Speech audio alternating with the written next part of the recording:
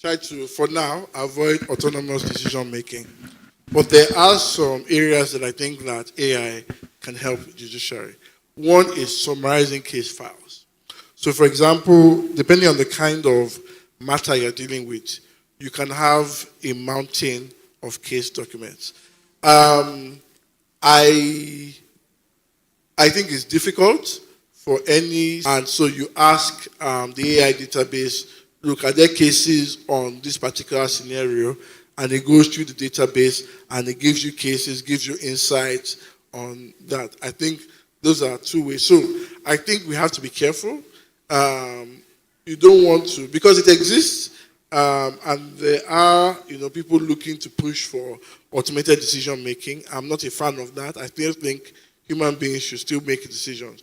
But I think getting to decisions in terms of summarizing work, analyzing cases, pulling data from disparate. So, for example, particularly if the judge is working on a very technical aspect of law. So I sometimes worry. I had a arbitral matter last year on payment systems and when is a bank liable for failed transactions or for fraudulent transactions, and some of the technicalities. That was one of the big things we had to, how do we communicate these technicalities to the judge who may not have a first-hand experience on some of things. Most lawyers don't have a first-time experience in this payment systems area. So I think that those are the areas whereby, to, should we say, augment the ability.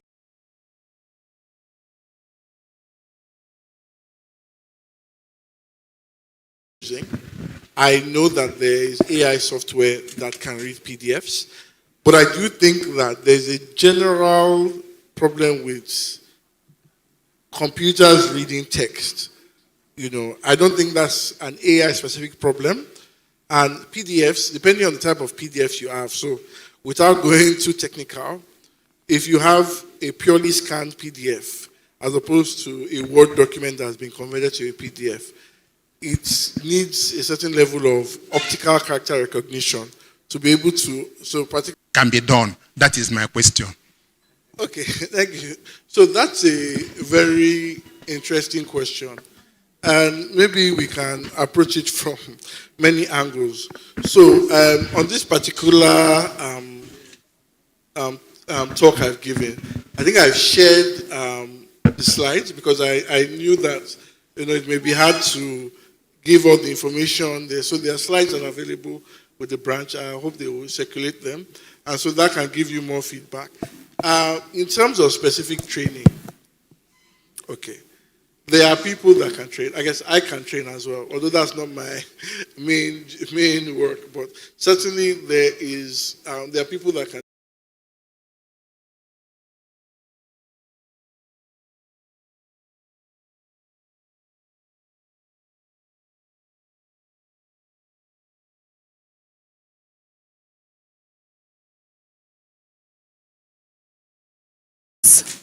All of us, old and young, are learning it at the same time.